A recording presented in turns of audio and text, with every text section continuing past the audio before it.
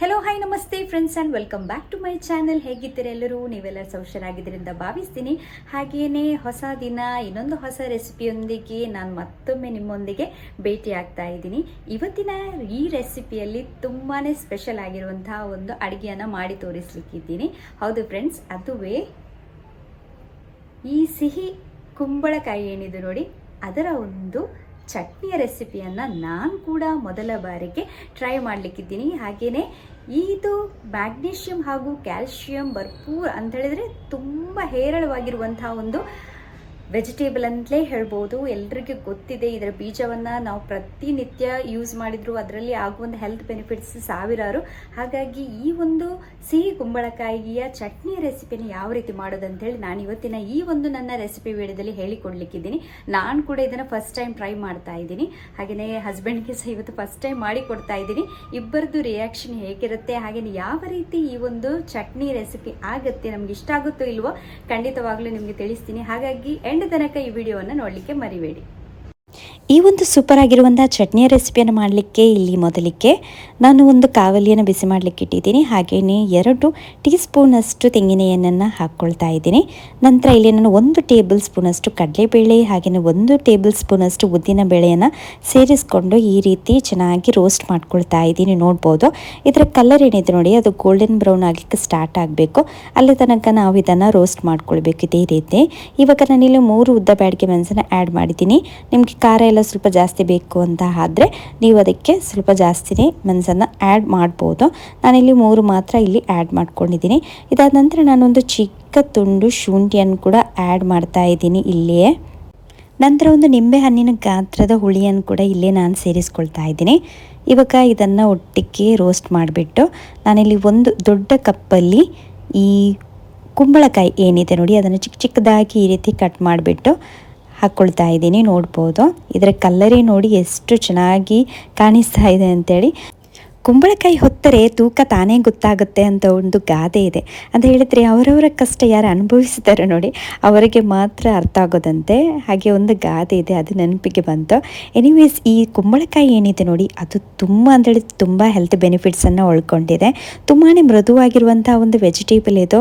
ಹಾಗೆಯೇ ನಮ್ಮ skin glow ಆಗಲಿಕ್ಕೆ ಆಗಿರ್ಬೋದು. ಹಾಗೆಯೇ ಹಲವಾರು ಒಂದು ಹೆಲ್ತ್ ಬೆನಿಫಿಟ್ಸನ್ನು ಹೊಂದಿರುವಂಥ ಒಂದು ವೆಜಿಟೇಬಲ್ ಅಂತಲೇ ಹೇಳ್ಬೋದು. ಸ್ವಲ್ಪ ಹೊತ್ತು ಕುಂಬಳಕಾಯಿಯನ್ನು ಈ ರೀತಿ ರೋಸ್ಟ್ ಮಾಡಿಬಿಟ್ಟು ನಾನು ಇಲ್ಲಿ ಸ್ವಲ್ಪ ಕೊಬ್ಬರಿಯನ್ನು ಆ್ಯಡ್ ಮಾಡ್ಕೊಳ್ತಾ ಇದ್ದೀನಿ. ನೋಡ್ಬೋದು, ನೀವು ಬೇಕಾದರೆ ತೆಂಗಿನಕಾಯಿ ತುರಿಯನ್ನೇ ಡೈರೆಕ್ಟಾಗಿ ನೀವು ಯಾವಾಗ ಗ್ರೈಂಡ್ ಮಾಡ್ತೀರಿ ನೋಡಿ ಚಟ್ನಿಯನ್ನು ಆ ಸಮಯದಲ್ಲಿ ಆ್ಯಡ್ ಮಾಡ್ಬೋದು.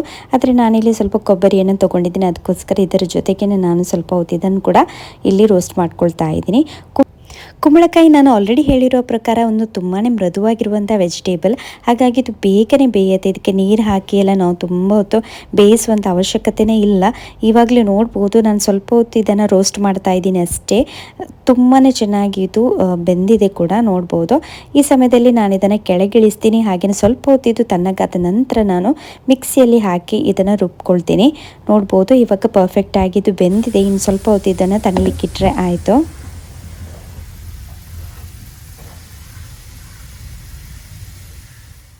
ಸ್ವಲ್ಪ ಹೊತ್ತು ತಣಿದಾದ ನಂತರ ನಾನು ಇವತ್ತು ಮಿಕ್ಸಿ ಜಾರಲ್ಲಿ ಈ ಒಂದು ಚಟ್ನಿಯನ್ನು ರುಬ್ಕೊಳ್ತಾ ಇದ್ದೀನಿ.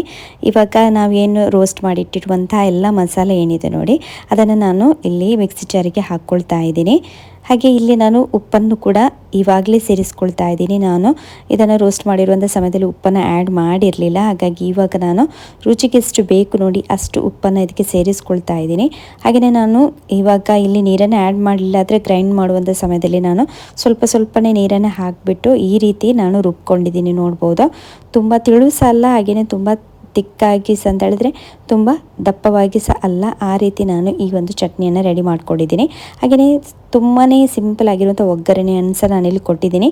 ನಾನು ಒಗ್ಗರಣೆಯನ್ನು ಕೇವಲ ಈ ಸಾಸಿವೆ ಹಾಗೆಯೇ ಕರಿಬೇವಿನ ಸೊಪ್ಪು ಹಾಗೆಯೇ ಈ ಒಂದು ಉದ್ದ ಬ್ಯಾಡಿಗೆ ಮೆಣಸನ್ನು ಹಾಕಿಬಿಟ್ಟು ನಾನು ಈ ರೀತಿ ಒಗ್ಗರಣೆಯನ್ನು ತೆಂಗಿನ ಎಣ್ಣೆಯಲ್ಲಿ ಕೊಟ್ಟಿದ್ದೀನಿ. ನಾನು ಯಾವಾಗಲೂ ಹೇಳಿರೋ ಪ್ರಕಾರ ಒಗ್ಗರಣೆ ಕೊಡುವಂಥದ್ದು ಆಪ್ಷನಲ್.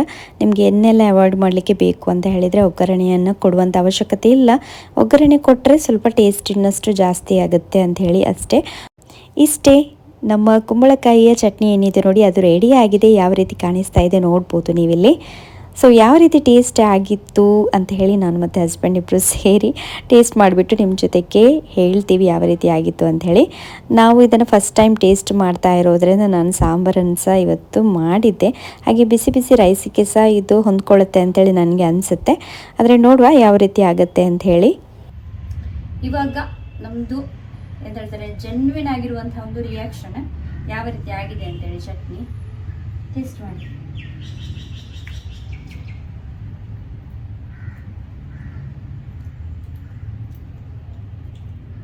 ಹೇಗುಂಟು? ಒಳ್ಳೆದುಂಟು ಅಂತ ಹೇಳಿದ್ರೆ ಬೇರೆ ಡಿಫ್ರೆಂಟ್ ಆಗಿದೆ ಅಂತ ಹೇಳಿದ್ರೆ ಬೇರೆ ಚಟ್ನಿ ಎಲ್ಲ ನಮ್ಗೆ ಸ್ವಲ್ಪ ಮೆಣಸನ್ನು ಹಾಕಿದ್ರು ಸಹ ಹುಳಿ ಖಾರ ಎಲ್ಲ ಬರುತ್ತೆ. ಆದ್ರೆ ಈ ಚಟ್ನಿ ಸ್ವಲ್ಪ ಸ್ಲೈಟ್ ಆಗಿ ಸ್ವೀಟ್ ಆಗಿ ಬರುತ್ತೆ. ಆದ್ರೆ ಡಿಫ್ರೆಂಟ್ ಟೇಸ್ಟ್. ಒಳ್ಳೆದುಂಟು. ಒಗ್ಗರಣೆ ಕೊಡ್ಬೇಕು. ಒಗ್ಗರಣೆ ಕೊಟ್ಟ ಮೇಲೆ ಭಾರಿ ಒಳ್ಳೆ ಟೇಸ್ಟ್ ಬರ್ತದೆ. ನಾವು ಅಂತ ಹೇಳಿ ಫಸ್ಟ್ ಟೈಮ್ ಟ್ರೈ ಮಾಡೋದಲ್ವಾ ಅಂತೇಳಿ ನಾನು ಸಾಂಬಾರು ಕೂಡ ಮಾಡಿದ್ದೆ ಇವತ್ತು.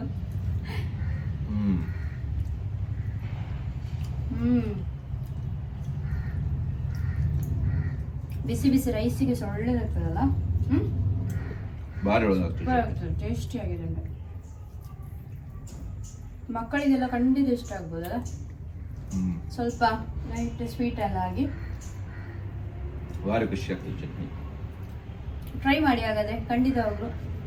ನಮಗೊಂದು ಇಷ್ಟ ಆಯ್ತು. ಹೇಗೂ ಸಹ ಹೆಲ್ದಿ ಕೂಡ. ಪಂಪ್ಕಿನ್ ಸೂಪರ್ ಒಳ್ಳೆದುಂಟಲ್ಲ. ಖಂಡಿತವಾಗ್ಲೂ ಟ್ರೈ ಮಾಡಿ ಈ ರೆಸಿಪಿಯನ್ನು. ತುಂಬಾ ಹೆಲ್ದಿ ಆಗಿರುವಂತ ರೆಸಿಪಿ, ಹಾಗೇನೆ ಟೇಸ್ಟಿ ಕೂಡ ಆಗಿದೆ. ನಮ್ಗಂತೂ ನಿಜವಾಗ್ಲೂ ತುಂಬಾ ಇಷ್ಟ ಆಯ್ತು. ನಿಮ್ಗೆ ಕೂಡ ಇಷ್ಟ ಆಗ್ಬೋದು. ಹಾಗೇನೆ ದೋಸೆಗೆ, ರೈಸ್ ಐಟಮಿಗೆಲ್ಲ ಅಂತ ಹೇಳಿದ್ರೆ ಬೆಳಿಗ್ಗೆ ಬ್ರೇಕ್ಫಾಸ್ಟಿಗೆಲ್ಲ ನಿಮ್ಗೆ ಖಂಡಿತವಾಗ್ಲೂ ಈ ಒಂದು ಚಟ್ನಿ ತುಂಬಾ ಅಂತ ಹೇಳಿದ್ರೆ ತುಂಬಾ ಇಷ್ಟ ಆಗ್ಬೋದು. ಟ್ರೈ ಮಾಡಿ ಅಂತ ಹೇಳ್ತಾ ಈ ಸಿಂಪಲ್ ಆಗಿರುವಂಥ ರೆಸಿಪಿ ವಿಡಿಯೋವನ್ನ ಇಲ್ಲೇ ಎಂಡ್ ಮಾಡ್ತಾ ಇದ್ದೀವಿ. ಸಿಗ್ತೀವಿ ಇನ್ನು ನಿಮಗೆ ಬರುವಂಥ ನೆಕ್ಸ್ಟ್ ರೆಸಿಪಿ ಬ್ಲಾಗಲ್ಲಿ. ಅಲ್ಲಿ ತನಕ take care, bye bye and thank you for watching. Bye bye.